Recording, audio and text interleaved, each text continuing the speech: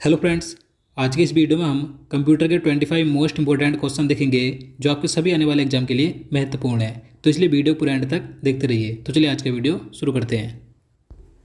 तो यहाँ पर आज का पहला क्वेश्चन है, निम्नलिखित में से किसे कंप्यूटर का पितामह कहा जाता है। तो देखिए, जितने क्वेश्चन मैं आपके लिए इस वीडियो में लेकर आया हूँ, अगर आपको इनमें से किसी का भी आंसर पता है तो आप नीचे कमेंट बॉक्स में बता सकते हैं, ताकि आप इस वीडियो के माध्यम से हमारा रिवीजन कर सकें।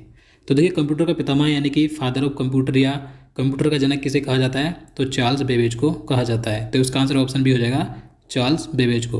देखिए, इनका जन्म लंदन में 1791 में हुआ था। तो आपको याद रखना है, father of computer Charles Babbage को कहा जाता है। अगला क्वेश्चन है, कंप्यूटर की भौतिक बनावट क्या कहलाती है। तो देखिए, आप सभी जानते हैं जो कंप्यूटर की भौतिक बनावट होती है क्या कहलाती है, हार्डवेयर कहलाती है। तो इसका आंसर ऑप्शन भी हो जाएगा हार्डवेयर। देखिए, कंप्यूटर के वे भाग जिन्हें हम देख सकते हैं, छू सकते हैं, तो उसे हार्डवेयर कहते हैं। जबकि जो सॉफ्टवेयर होता है, इसे हम ना ही छू सकते हैं ना ही इसे हम देख सकते हैं। देखिए, सॉफ्टवेयर के आधार पर ही कंप्यूटर का हार्डवेयर कार्य करता है। तो आपको याद रखना है। अगला क्वेश्चन है, वह हार्डवेयर डिवाइस कौन सी है जिसे आमतौर पर कंप्यूटर का ब्रेन कहा जाता है। तो देखिए, कंप्यूटर का ब्रेन यानी कंप्यूटर का मस्तिष्क किसे कहा जाता है, तो सीपीयू को कहा जाता है। तो इसका आंसर ऑप्शन सी हो जाएगा, सीपीयू को। देखिए, इसकी फुल फॉर्म क्या होती है, सेंट्रल प्रोसेसिंग यूनिट। याद रखना है। देखिए, यह कंप्यूटर का नियंत्रक भाग होता है जो कंप्यूटर के सारे कार्यों को नियंत्रित करता है तथा यह इनपुट को आउटपुट में रूपांतरित भी करता है। तो आपको याद रखना है, कंप्यूटर का ब्रेन सीपीयू को कहा जाता है। अगला क्वेश्चन है, इंटीग्रेटेड सर्किट चिप का विकास किसने किया था। तो इसका आंसर ऑप्शन सी हो जाएगा, रॉबर्ट नोयस और जैक किल्वे ने। इन दोनों ने मिलकर इंटीग्रेटेड सर्किट चिप यानी कि आईसी चिप का विकास किया था। देखिए, जो इंटीग्रेटेड सर्किट चिप होती है, इस पर सिलिकॉन की परत होती है। तो ये क्वेश्चन कई बार पूछा जाता है कि इस पर कौन सी परत होती है, तो सिलिकॉन की परत होती है। देखिए, इसे एकीकृत परिपथ, सूक्ष्म परिपथ, सूक्ष्म चिप और सिलिकॉन चिप के नाम से भी जाना जाता है। याद रखना है। अगला क्वेश्चन है, चुंबकीय डिस्क पर किस पदार्थ की परत होती है। तो देखिए, जो चुंबकीय डिस्क है, यह एक कंप्यूटर मेमोरी डिवाइस है जिस पर आयरन ऑक्साइड की परत होती है। तो इसका आंसर ऑप्शन हो जाएगा आयरन ऑक्साइड की। अगला क्वेश्चन है, कंप्यूटर में किसी शब्द की लंबाई किससे मापते हैं।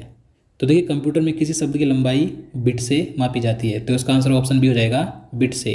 और देखिए, अगर आपसे क्वेश्चन पूछा जाए कि कंप्यूटर मेमोरी की सबसे छोटी इकाई कौन सी है, तो बिट है। बिट कंप्यूटर मेमोरी की सबसे छोटी इकाई है। और देखिए, मैं आपको बता दूं, 8 बिट मिलकर 1 बाइट बनाते हैं, यानी कि 8 बिट बराबर 1 बाइट होता है। और 1024 बाइट बराबर 1 केबी यानी कि 1 किलोबाइट होता है। इसी प्रकार से 1024 केबी बराबर 1 मेगाबाइट होता है, यानी कि 1 एमबी होता है।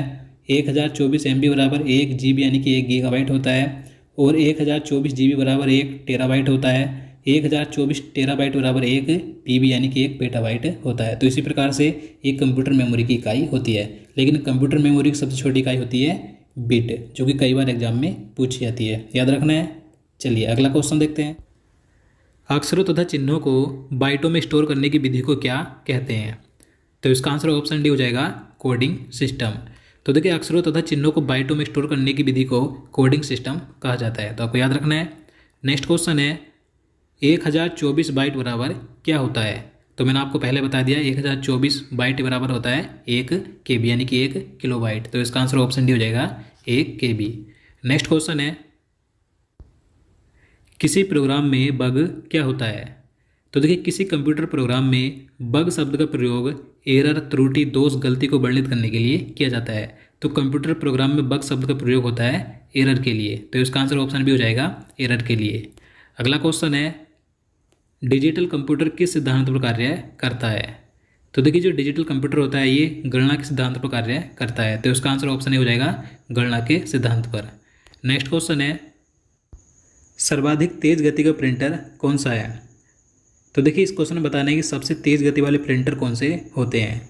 तो इसका आंसर ऑप्शन ए हो जाएगा, लेजर प्रिंटर। लेजर प्रिंटर सबसे तेज गति वाले प्रिंटर होते हैं। ये सबसे तीव्र गति से किसी सादे कागज पर उच्च गुणवत्ता वाले अक्षर और चित्र छापते हैं। तो आपको याद रखना है। अगला क्वेश्चन है, सुपर कंप्यूटर अन्य कंप्यूटरों से किस संदर्भ में भिन्न होते हैं। तो इसका आंसर ऑप्शन सी हो जाएगा, परिकलन क्षमता एवं बृहत स्मृति भंडार अधिक होता है।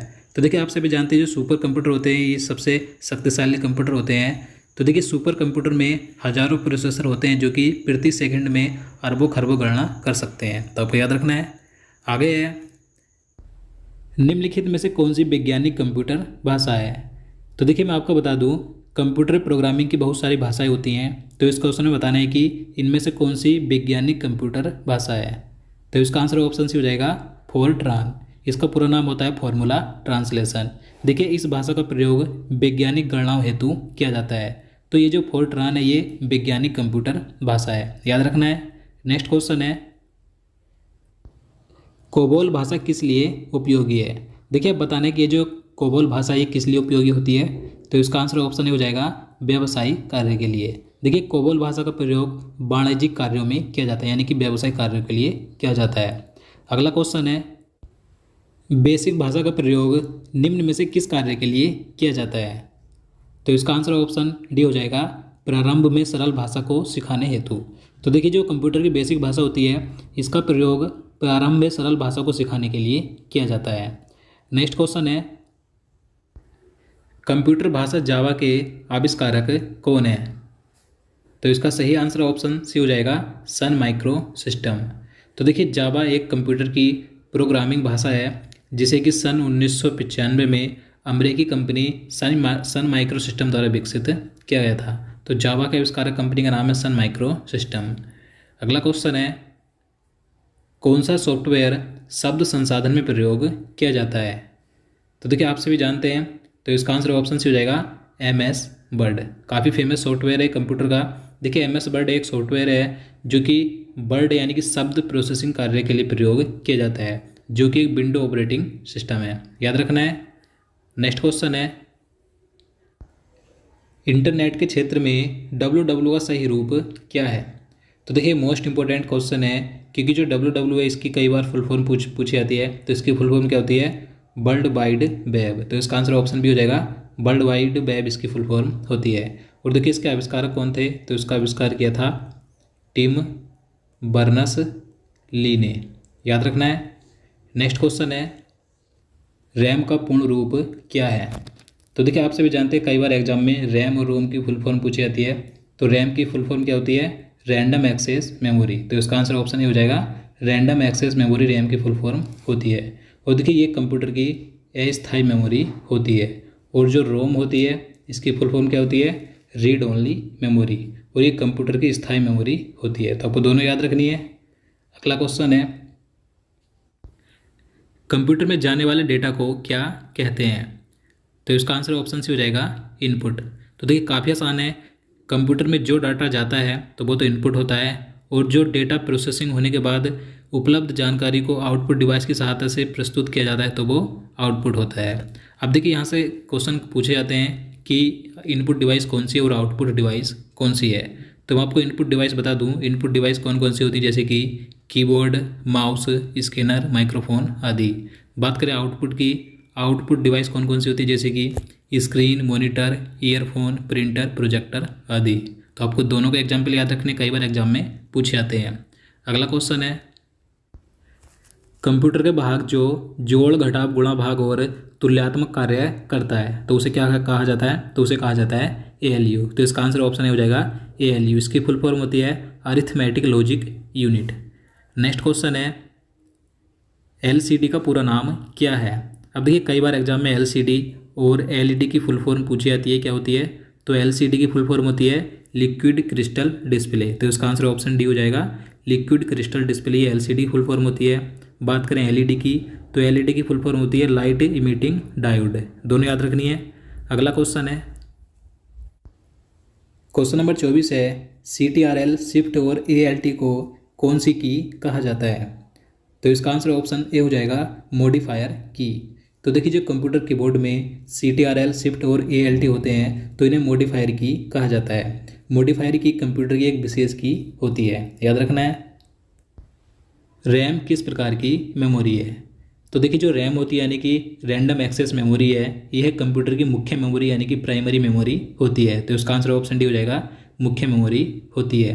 मैंने आपको बता दिया है कि ये कंप्यूटर की अस्थायी मेमोरी होती है, क्योंकि देखिए इसमें अचानक कंप्यूटर अगर बंद हो जाए तो इसमें डाटा चला जाता है, यानी कि डाटा खो जाता है, तो इसलिए अस्थायी मेमोरी होती है। और जो रोम होती है ये कंप्यूटर की स्थायी मेमोरी होती है, क्योंकि इसमें अचानक कंप्यूटर बंद होने पर डाटा खोता नहीं है। तो आपको याद रखना है। तो दोस्तों आज के लिए इतना ही। उम्मीद करता हूँ आपको वीडियो पसंद आया हो। अगर आपको वीडियो अच्छा लगा हो, आपके लिए हेल्पफुल हो, तो प्लीज़ वीडियो को लाइक और शेयर करना, साथ ही चैनल को भी सब्सक्राइब कर लेना। तो चलिए मिलते हैं किसी नई वीडियो में। जय हिंद, जय भारत।